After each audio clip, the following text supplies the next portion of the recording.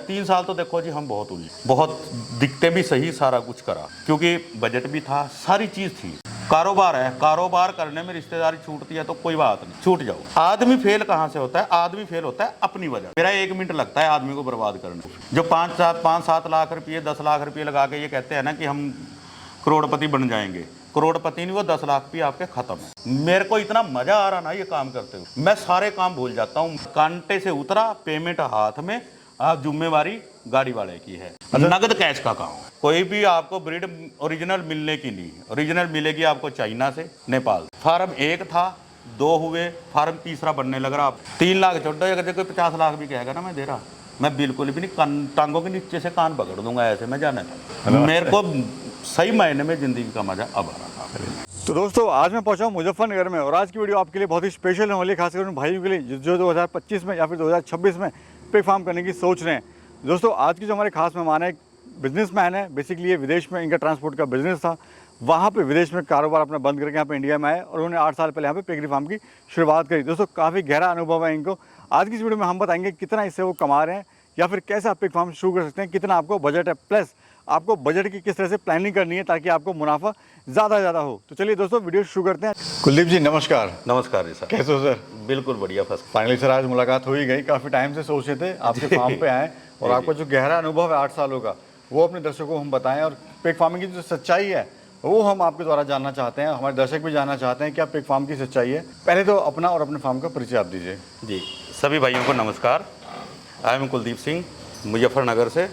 हमारा जो फार्म है वो बरला कुतुबपुर में है, जो कि बरला से देवबंद रोड हाईवे जाता हुआ, हाईवे के ऑन रोड पे ही फार्म है बिल्कुल। मैं यूरोप में तकरीबन 8 साल रह के आया हुआ, वहाँ पे ट्रांसपोर्ट का भी काम करा और भी काम करे। जो वहाँ का हर चीज़ देखते हुए मेरे को ये महसूस आया कि यहाँ पे आके हमारी ज़िंदगी ख़त्म है, हम एक मज़दूर हैं और मज़दूर ही बन के रहेंगे। तो फिर वहाँ से सोचा कि क्यों ना अपने ही देश में जाके कुछ करा जाए, क्योंकि पिगरी के बारे में पहले भी सुना था मैंने। वहाँ पे तो बहुत हाई लेवल पे काम है सर, चाइना हो गया, यूरोप हो गया, तो वहाँ से आया, आके और भी काम करे। लेकिन फिर एक दोस्त ने बताया मुझे कि क्यों ना हम पिगरी फार्म करें रल के। हमने कहा भी चलो ठीक है, पिगरी फार्म करते हैं। अब एक क्वेश्चन सर यहाँ पे ये आता है कि पिगरी फार्म का है क्यों चुनाव किया आपने? आपका ऑलरेडी ट्रांसपोर्ट था विदेशों में। हाँ जी। अब एक्सपीरियंस था आपको ट्रांसपोर्टेशन में। जी। चाहते तो यहाँ भी आप ट्रांसपोर्टेशन में खोल सकते थे, तो पिगरी का चुनाव क्यों किया आपने? देखो मैं आपको बताया ना कि वहाँ पे मजदूर तो मजदूर ही है। इस चीज़ से मैं बहुत तंग आ चुका, क्योंकि वहाँ पे जो नज़रिया था ना वो नज़रिया ही अच्छा नहीं जो हमारे लोगों के प्रति था या कुछ। फिर अब देखा कि जो यहाँ पे आके मुझे मज़ा आया इस काम को करने, अलग ही मज़ा। 3 साल तो देखो जी हम बहुत उलझे, बहुत दिक्कतें भी सही, सारा कुछ करा क्योंकि बजट भी था, सारी चीज़ थी। बजट होने के बावजूद भी हमें परेशानी। सर हमें सच्चाई आप बताइए, आप 8 साल से कर रहे हो, सच्चाई क्या है इस पिगरी फार्म के? क्यों हमारा फार्मर जो है वो फेल हो जाता है या फिर कहते हैं कि बर्बाद हो जाता है? देखो जी, फेल कोई नहीं होता, ये कहने की बातें हैं। हमारे यहाँ पे इंडिया में सबसे बड़ी बात क्या है कि यहाँ टांग खींचने वाले, हाथ पकड़ने वाले बहुत कम। टांग खींचने वाले हमारे घर से शुरू हो जाते। जब ये फार्म करा था मेरे पार्टनर ने भी और मैंने, तो हमारी खुद ही घर से ही टांग खींचने वाले पैदा हो गए। रिश्ते नहीं करने के, हम रिश्ते नहीं होने के, तुम्हारे बच्चे बैरान हो जाओगे, ये वो है, क्या काम शुरू कर लिया। यार दोस्तों ने कहा, सारे सब ने कहा, लेकिन हमने क्या है कि मकसद आया, रिश्तेदारी छूट रही ना, छूटना। कारोबार है, कारोबार करने में रिश्तेदारी छूटती है तो कोई बात नहीं, छूट जाओ। जब ये काम हमने करा, हम स्टैब्लिश हुए, हमने देखा, हमने करके दिखाया इस काम को। जो सबसे पहले कहने वाले थे ना, आज उनके भी 2-2 फार्म। आदमी फेल कहाँ से होता है? आदमी फेल होता है अपनी वजह से, किसी की वजह से कोई फेल नहीं होता, आदमी अपनी वजह से फेल होता है। वो क्यों कि जो हम बताएंगे सही बताएंगे। मेरा 1 मिनट लगता है आदमी को बर्बाद करने, मैं 1 मिनट लगाऊंगा जी। फार्म काम बहुत बढ़िया है, आप इसे 2 लाख 3 लाख में शुरू कर सकते हो। अब 5 लाख में 10 मादा डाल लो, अब 10 लाख कमा लोगे 6 महीने में। भाई कहाँ से कमा लूंगा? आज तक मुझे तो मिला नहीं, कहाँ से दे दूंगा मैं 5 के 10 लाख रुपये? भाई जी सीधी हिसाब है, बजट के ऊपर काम चलेगा। यही मैं पहले कहता है और यही मैं आज कह रहा। बजट के ऊपर काम चलेगा। 1.5 लाख रुपया एक मादा लेगी, 1 साल का खर्च आएगा जिसमें 2 ब्यात आएंगे उसके, एक ब्यात 0 से 100 kg का, एक 2, 1 साल की फीड, सबकी 1-1 साल की फीड, सारी चीज। तो इस तरीके से काम चलेगा। स्ट्रक्चर का अपना खर्चा है, आप जितना भी लगाना चाहे आप उसमें लगा सकते। आपने सर कितने एनिमल से शुरुआत करी थी? हमने करी थी जी तकरीबन, हमारे पास थे 15 मादा थी हमने जब शुरू करा था। और उस टाइम क्या खर्चा आया था, एनिमल पे क्या आया था, या फिर आपने जो बजट था आपका उस वो टाइम- कितने हिस्सों में कैसे कैसे बांटा था आपने? उस टाइम पे तो देखो बजट का तो हमें भी पता नहीं था, क्योंकि शुरू में तो हर एक आदमी किसी भी, चाहे ट्रेनिंग वाले के पास चले जाओ, किसी के पास भी, हर एक आदमी करोड़पति बना के भेजता है, ठीक है ना। और जब, क्योंकि ये सपना है, करोड़पति बनना एक सपना है, और जब सपना टूटता है ना, हकीकत का सामना तब होता है।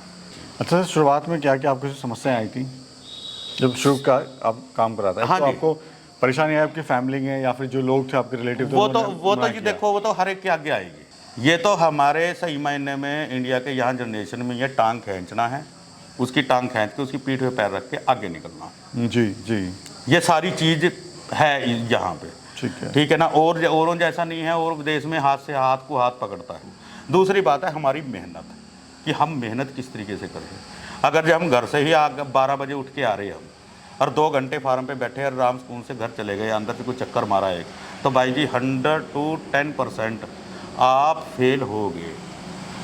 2 टाइम आपको फार्म पे देने पड़ेंगे, सुबह फीड के टाइम और शाम को फीड के टाइम। आप सारा दिन कहीं मर्जी रहो। सर, मिनिमम कितना बजट इसमें होना चाहिए शुरुआत के लिए? क्या प्लानिंग क्या होनी चाहिए, मतलब क्या प्लानिंग करें? देखो जी, अगर जो 10 मादा से शुरू करना है और स्ट्रक्चर भी इसी में ही है और फीड भी इसी में ही है, तो मैं मान के चलता हूँ 25 से 30 लाख रुपये बजट होना चाहिए। इससे कम शुरू करना सबसे बड़ी बेवकूफ़। जो 5-7 लाख रुपये, 10 लाख रुपये लगा के ये कहते हैं ना कि हम करोड़पति बन जाएंगे, करोड़पति नहीं, वो 10 लाख भी आपके ख़त्म है, वो मिलने के नहीं, क्योंकि स्ट्रक्चर पे लग गया जीरो। जानवर जो खरीद लिए, जानवर जितने के खरीद के लाओगे उतने को जाने के नहीं, वो नुकसान होगा, वो कटिंग के भाव जाएंगे जी आपके, क्योंकि खरीदोगे आप और रेट, पालने के हिसाब से मादा जो मिलेंगी आपको ऊंचे रेट में मिलेगी, कटिंग से डबल रेट में, ठीक। और जब बेचोगे तो वो कटिंग के रेट में बेचोगे आप, वो नुकसान। तो यानी कि कहने का मतलब है, आप अगर 10 लाख लगाओगे तो 2-3 लाख रुपये आपके हाथ में आएगा, नुकसान बहुत तकड़ा आ जाएगा, जीरो हो जाओगे आप। सर, ये और जानना चाहते हैं कि जो पिग फार्मर है वो फेल क्यों हो रहे हैं आज, ये मुझे बताइए आप। क्योंकि 80% जो फार्मर है वो फेल हो जाता है पहले साल में ही। हाँ, वो यही कारण है ना, मैंने आपको बताया ना कि बाबूजी बनना। इसका बजट कैसे बनता है, देखो जी, स्ट्रक्चर जो भी बनेगा 10 मादाओं के लिए, स्ट्रक्चर जो बनेगा वो 8 बाई 12 के रूम बनेंगे, मादा के एक के। 10 मादाओं का तकरीबन 100 फुट लंबा शेड बनेगा और 30 फुट बनेगा चौड़ा। ये आप कैलकुलेशन कर लेना, हर एक एरिया का अपना अलग अलग हिसाब होता है, ठीक है। ये तो शेड का नक्शा हो गया जैसे बनाओगे। दूसरी बात है, पहला पेमेंट हमें आएगा जब हम माल खरीदे, फीड भी उसी टाइम ही आएगी। आपको 10 मादा के पीछे 15 लाख रुपये चाहिए, 1.5 लाख रुपये पर मादा खर्चा। अगर जो आप एक से शुरू करना चाहते हो तो आपको चाहिए 2 लाख रुपये, 50,000 रुपये उसके भाड़े के लिए, और 1.5 लाख रुपये मादा का खर्च ये चाहिएगा। अगर जो आप 10 मादा से शुरू करना चाहते हो तो आपको चाहिए 15 लाख, ठीक, 1.5 लाख रुपया पर मादा खर्च। और वो स्ट्रक्चर से अलग, अगर जो स्ट्रक्चर ही बीच में लगाओगे 10 मादाओं के लिए तो 25 लाख ये चाहिए आज के टाइम में 10 लाख से कम का शेड बनता है। जी जी, ठीक है ना, चाहे हम उसे कैसे मर्जी। दूसरा रेशो है, हम 1 साल के लिए तो हमने दे दिया फार्म को पैसा, यानी कि बजट बना दिया हमने 1 साल का पूरा, 15 लाख रुपये हमने बैंक में डाल दिए। 15 से 16 लाख लगने के नहीं, अगर ये 16वां लाख लगेगा तो मेरे से आके लेगी। ये होता है बजट। बड़े बुजुर्गों ने कहा है कि खर्चा ज़्यादा और आमदनी कम जोड़ के चलो ना, तो बजट में आता है सारी, क्योंकि खर्चे और भी हैं, खर्चे हमारे भी जुड़े हुए हैं साथ में, जी जी, इसी के साथ ही, क्योंकि दारोमदार हम इसी के ऊपर है, हमारे पास पर्सनल काम कोई है ही नहीं, ठीक। तो खर्चा भी तो हम यहीं से निकाल लेंगे। तो वो सबसे बड़ा खर्चा आता है कि 15 लाख रुपये 1 साल का खर्च। अब जो 1 साल में हमारे जो बच्चे बिके, हम एवरेज लेके जा चलते हैं 8 से 9 बच्चे, 12 भी दे देती है मादा, बच्चे 15 भी दे देते हैं, ठीक। हम लेकिन जो भी स्टैंडर्ड एवरेज निकलती है वो निकलती है 8 से 9 बच्चों की एवरेज। अब उसमें जो खर्चा आएगा वो भी 15 लाख में से आएगा, 100 किलो का होने तक वहीं से खर्चा आएगा। वो जब बिकेगा, वो बिकने के बाद आदमी क्या सोचता है कि हाँ जी आपके 10 लाख के तो जानवर बिक गए, तो आप तो मान लो कि आपने 10 लगाए, 10 के जानवर बिक गए, हमारे पैसे पूरे। वो पूरे नहीं है, वो पूरे नहीं है, उसी में से ही आपने खर्चा कर रखा है। इधर पीछे बच्चे फिर तैयार होने लग रहे, आप वो जो भी उसमें से प्रॉफिट मिलेगा आपको 3-4 लाख रुपये, वो भी आप फार्म को ही, वो उसी खाते में जमा करोगे जिसमें 15 लाख। 2 साल का बजट 1 साल हमने फार्म को दे दिया, 1 साल का बजट आपका फार्म के अंदर ही रहेगा, आप निकाल लोगे नहीं। तीसरे साल का बजट आपका जितना भी बनता है वो सारा फार्म के अंदर। चौथे साल अपना जितना भी आपने लगाया है, यानी कि 25 लाख से काम शुरू करा आपने, 25 लाख से आपने कितनी मादा डाली थी? 10। आपके 3 साल में 30 तो मादा होगी, हर ब्यांत में आप 5 मादा बनाओगे, 30 मादा हो गई, आपका प्रोडक्शन बढ़ा। आपको घर से पैसा नहीं लगाना पड़ा, आपने वहीं का वहीं पैसा रोटेशन करा, वहीं का वहीं पैसा घुमाया, अपना प्रॉफिट भी वहीं जोड़ा उस वो आपका बजट कितना बना, 25 लाख से आपका बन गया वो 50 लाख। तो 50 लाख में 30 मादा भी तो होगी आपकी, खर्चा भी वहीं से निकलेगा। बिल्कुल बिल्कुल ठीक, वो सारी चीजें चौथे साल आपने जितना पैसा 25 लाख रुपया लगाया, आप एक ही झटके में 25 लाख रुपया आप निकाल सकते हो, और फार्म के पास 30 मादाओं की बैकअप ऑटोमेटिकली आपके पास बनी रहेगी। यानी ये है असली सच्चाई पिग फार्म की, इसीलिए फार्मर जो हमारा फेल होता है। अब मैं आपको बताऊं कि जो कॉपी पेन लेके बैठते हैं ना, ये इतने की मादा, इतने का फीड, इतने का खर्चा, आपके 1 महीने की इतनी फीड लगी थी, 2 महीने की इतनी लगी, सब गलत है। इस कैलकुलेशन पे कोई भी काम नहीं करता। यानी काम बुरा नहीं है सर, काम करने वाला बुरा है। मैं कह रहा इस जैसा काम ही कोई नहीं है। मेरे को इतना मजा आ रहा ना ये काम करते हुए, मैं सारे काम भूल जाता हूँ। अच्छा सर, मैं जानना चाहूँगा मार्केटिंग के बारे में। लोग जरूर पूछते हैं कि भाई फार्म तो हम खोल लें, लेकिन कहाँ सेल करेंगे, कौन लोग इनको लेने आएगा? आप फार्म में एक बार खोल लो, आपको कहीं जाने की जरूरत नहीं, आपको अपनी कुर्सी से उठने की जरूरत नहीं है। आपने ना बेचने जाना कहीं, ना किसी को बुलाना है, ना कुछ करना है। आपके फार्म पे एक बार सिर्फ जो खरीदने वाले हैं ना, वो 1 किलोमीटर से, उनकी नाक ऐसी होती है कि वो 1 किलोमीटर से सूंघ लेते हैं कि पिगरी फार्म है यहाँ पे। ठीक, आपके पास खुद आएंगे लेने, लेकिन आपको वहां पे धैर्य रखना है कि मैंने बेचना है नहीं बेचना। आप मालिक हो इस माल का, आप मालिक हो ये जानवरों के, आप मालिक हो। आपने खुद रेट तय करना है अपना, कोई दूसरा आदमी आपका रेट तय नहीं करेगा, आप खुद अपने माल का रेट तय करोगे। ठीक है ना, आपने मंडी में नहीं बेचने जाना है कहीं भी, आपके फार्म से उठाएगा, फार्म से ही आएगा सब कुछ। आपको ये सबसे बड़ी इसमें खासियत क्या है, इसमें उधार नहीं है भाई साहब, नगद लेना नगद देना। अच्छा, पहली मतलब सब पेमेंट वगैरह सब पहली हो जाती हर है? चीज आपका क्या है, लोड हुआ कांटे तक की फार्मर की जिम्मेवारी है, उसके बाद कांटे से उतरा पेमेंट हाथ में, आप जिम्मेवारी गाड़ी वाले की है या दूसरे आदमी की जिम्मेवारी हो जाती है। जी जी। नगद कैश का काम है। सर ये भी मुझे बताइए, अगर कोई शुरुआत करना चाह रहा है 2025 या 26 में पिग फार्मिंग की प्लानिंग कर रहा है, तो वो क्या क्या प्लानिंग करके चले और कैसे शुरुआत करे? सबसे बड़ी तो प्लानिंग सर इसमें यह है कि बजट बना के चले, क्योंकि जोर हमारा सबसे बड़ा बजट होता है। एक तो बजट बनाएं, दूसरी बात है फीड का चुनाव। ये जो बिजनेस है ना, ये जैसे कहते हैं ना कुर्सी 4 पाँवों पे खड़ी है, कुर्सी के 4 पाए, और इसके भी 4 पाए हैं। वो 4 पाए क्या है? नंबर 1, स्ट्रक्चर आपका बढ़िया होगा और अच्छी जगह होगा तो आपका फार्म ऑटोमेटिकली ही ग्रो करना शुरू करेगा। दूसरी बात है ब्रीड। ब्रीड अगर जो आपकी बढ़िया है, प्योर है ब्रीड, क्योंकि प्योर तो हिंदुस्तान में आपको मिलने की नहीं, कोई सी मर्जी ले लो। लार्ज वाइट कहते हैं, लार्ज वाइट हम प्योर दे देंगे, ड्यूरोक हम प्योर दे देंगे, हेमशायर प्योर दे देंगे, कहीं नहीं भाई जी, कुछ भी है, लाल काला पीला है सब, ठीक है नहीं, कुछ नहीं रखा इन बातों में।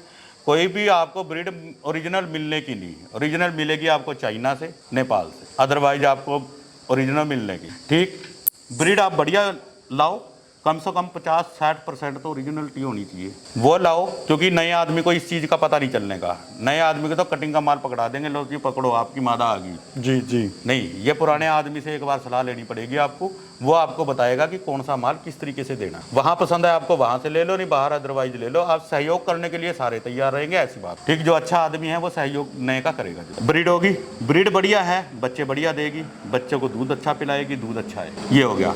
तीसरा पाया जी इसका फीड। फीड में कंट्रोल करके चलना है। फीड जितनी हमने बताया उतनी फीड डलनी है, उससे फालतू नहीं डलनी। जितनी खाई खाई, बाकी उठा लो, उठा के गैलरी में रख दो, शाम को वही फीड फिर डाल दो, कोई दिक्कत नहीं, कुछ नहीं खराब होने का।